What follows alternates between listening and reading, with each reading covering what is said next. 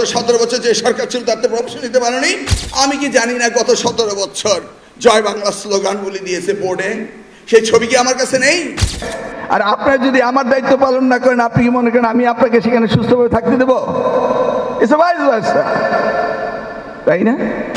যশোরে গেছি, চেয়ারম্যানকে বসতে দেবে না তারা। কেন? তাদের প্রমোশনের ব্যবস্থা করতে হবে। হে বেটা, গত 17 বছর যে সরকার ছিল তাতে প্রমোশন নিতে পারেনি। 4 মাসের জন্য আমরা সেখানে তুমি পরীক্ষা বাদ দিয়ে প্রমোশন জিম্মিকে আটকা, চেয়ারম্যানকে আটকা করবা। যদি তাই করো, আমিও ট্রান্সফারেবল সার্ভিস করে দেব। ফিনিশ। এদেশে আমরা মেজরিটি হয়ে সরকার গঠন করেছি, জাতির কাছে আমাদের ওই দায়বদ্ধতা রয়েছে এই শিক্ষা ব্যবস্থা পরিবর্তন করতে হবে। কেউ আমাদেরকে আটকাতে পারবে না। আমাদের সাথে জনগণ আছে, শিক্ষক আছে, সবাই আছে। শুনুন, এইভাবে একটি রাষ্ট্র চলতে পারে না, যার যা ইচ্ছা তাই করবে।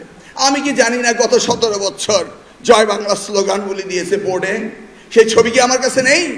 তারা এখন আবার নব্য বিএনপি হয়ে আবার নব্য ভাবে ও আমরা জাতীয়তাবাদী কি অ্যাসোসিয়েশন করি। যা ইচ্ছা তাই করেন, আমার কোনো অসুবিধা নাই। গাছটা চাই। বোর্ডের পরীক্ষা ঠিক মতো হবে, খাতা দেখা ঠিক মতো হতে হবে এবং বোর্ড সুপারভিশন করতে হবে। এডিসির দায়িত্ব কি আমার স্কুল পরিদর্শন করা? নিশ্চয়ই না। ডিসির দায়িত্ব না। আমার বোর্ডের চেয়ারম্যানদের সাথে একজন কলেজ ইন্সপেক্টর, একজন স্কুল ইন্সপেক্টর, তার সাথে একজন অ্যাসিস্ট্যান্ট, একজনের আন্ডারে 1000, 1500, 2000 স্কুল কলেজ। একবারও এসে বলে না যে স্যার আমাদের জনবল কাঠামো বাড়ানো হোক। বোর্ড কি শুধু পরীক্ষা নেওয়া, রেজাল্ট দেওয়া, না শিক্ষার মান উন্নয়নের জন্য কাজ করা? বলুন আপনারা। আদৌ কি প্রশ্নটা আউট হয়েছিল? হয়নি।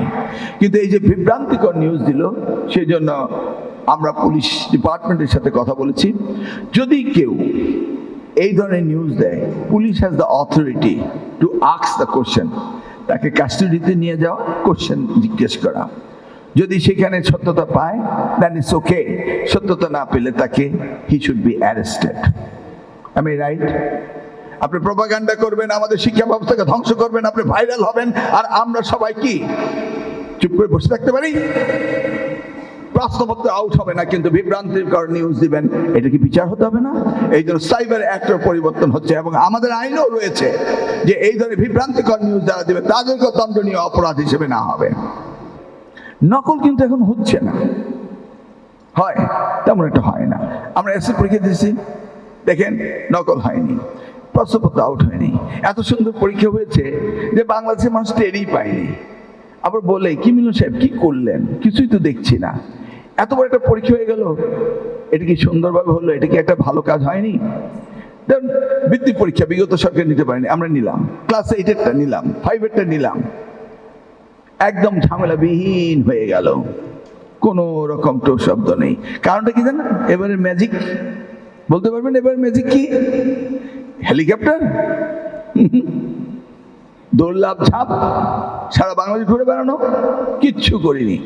Simple CC camera, close circuit camera.